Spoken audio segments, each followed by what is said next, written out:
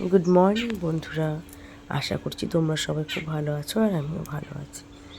কাপুরুষ ব্লগে তোমাদের সবাইকে অনেক ভালোবাসা আর স্বাগত জানিয়ে আর একটা নতুন ব্লগ নিয়ে চলে আসলাম। কুয়াশায় ভর্তি করা আকাশ, আর এখানে দেখো আমি সমস্ত বাসি কাজ ছেড়ে কিন্তু ছাদে চলে এসেছি। জামা কাপড়গুলোও কিন্তু কেচে নিয়েছি, কেচে মেলে দিয়েছি সব।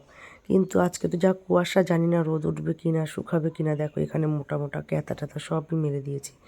আর এখানে কিছু গাছ লাগিয়েছি, আর কিছু গাছ আছে লাগাবো বলে না মাটিগুলো রেখেছি, কিন্তু মাটিগুলোতে প্রচণ্ড পরিমাণে পিঁপড়ে হয়েছে, তাই আর লাগালাম না, কারণ গায়ে পায়ে উঠে যাচ্ছে।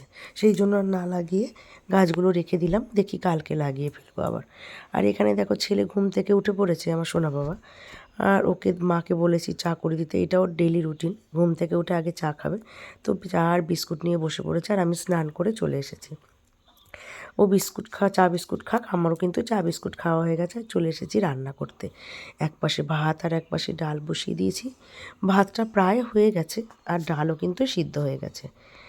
আর এখানে দেখো ভাত আমার হয়ে গেছে, নামিয়ে নিয়েছি। আর এখানে ডালটা এখনও ফোড়ন দিইনি, জল দিয়ে আমি ফুটিয়ে নামিয়ে রেখেছি। আর এখানে অনেক রকম সবজি দিয়ে বা কিছু হাফ বাঁধাকপি ছিল, কিছু সিম, একটা বেগুন, টমেটো, মটরশুঁটি, বড়ি দিয়ে একটা চচ্চড়ি করব। কারণ আজকে নিরামিষ, মুগের ডাল আর এই চচ্চড়িটা করব। আর কিছু একটা ভাজাভাজি করব, যাই হোক দেখা যাক। তো দেখো তোমাদের সঙ্গে গল্প করতে করতে কিন্তু আমার ডালটা সোমবার দেওয়া হয়ে গেল। তো এবার আমি চচ্চড়িটাও বসিয়ে ফেলবো। তো কেন বলো তো, অনেকটাই প্রায় বেলা হয়ে গেছে, তাই ভাবছি খুব তাড়াতাড়ি রান্নাটা সারতে হবে।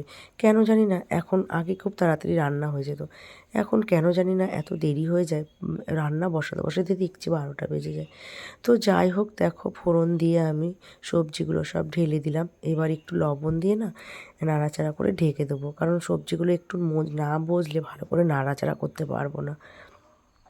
কেন বলো তো, এই যে এক কড়াই হয়ে গেছে, তো এই দেখো একটু লবণ দিয়ে ঢাকা দিয়ে রেখেছিলাম। আর একটা কাঁচা কলা ছিল, সেটা কি করব দিয়ে দিলাম, মোটামুটি মানে ফেলে দেবো, তাই সব রকম সবজি দিয়ে একটা চচ্চড়ি করলাম। খেতে কিন্তু বেশ ভালোই লাগে। আর এখানে শুকনো লঙ্কাটা ভেজে রেখেছি, আমি ভাত খাবো বলে এখন। তো এই যে আবার একটু চাপা দিয়ে দিলাম থালাটা। তো যাই হোক, চলো এবার দেখি। বাবার স্নান করা হয়ে গেছে, বাবাকেও কিন্তু তুলে শুয়ে দিয়েছি। আমার শ্বশুর কিন্তু অসুস্থ, কিছুদিন আগে হসপিটালে ভর্তি ছিল, তো সেখান থেকে নিয়ে আসা হয়েছে। আর দেখো ঘরের কী অবস্থা, আমার ছেলে শুধু ছিটিয়ে রাখে সব ঘর বাড়ি। আর দেখো এখানে সবজি এসেছিলো বাড়িতে, তো ওই ভাইয়ের কাছ থেকে কিছু সবজিও নিয়ে নিলাম, পেঁয়াজ নিলাম, আদা নিলাম। আর এখানে দেখো সিমগুলো কিন্তু দারুণ, আর ভেতরে কিন্তু দানাও হয়ে গেছে। আর এখানে একটা পেয়ারা নিয়ে নিয়েছি। আর এখানে দেখো নিয়ে নিয়েছি একটা শাক আলু। আর হচ্ছে গিয়ে মা ভালোবাসে শাক আলু খেতে, খুব বেশি মানে সবজি খুব একটা নিইনি, কালকে খাওয়ার মতোই নিয়েছি। আর এখানে দেখো লাউটা কিন্তু একদম কচি, দেখেই বোঝা যাচ্ছে, কাটলে আশা করি বোঝা যাবে। তো দুদিন পরে খাবো লাউটা। আর এখানে দেখো নিয়ে নিয়েছি একটু পেঁয়াজকলি। আর এখানে তোমাদের দাদাভাইয়ের চেম্বারে ওরই চেনা কেউ দিয়ে গেছে বড়ি, তো বড়িগুলো আর একদিন খেয়েছিলাম, দারুণ। আর তো তোমাদের সঙ্গে কথা বলতে বলতে দেখো আর একটা তরকারিও হয়ে গেছে, মানে ওই চচ্চড়িটাও হয়ে গেছে বাঁধাকপি সবজি টবজি দিয়ে। আর এখানে এখন গ্যাস ট্যাসগুলো সব মুছে নেব। তো দেখো গ্যাস ট্যাস আমি সব মুছে নিচ্ছি পরিষ্কার করে, যেহেতু স্ট্যান্ড নেই আমি হাতে রেখেই না করছি।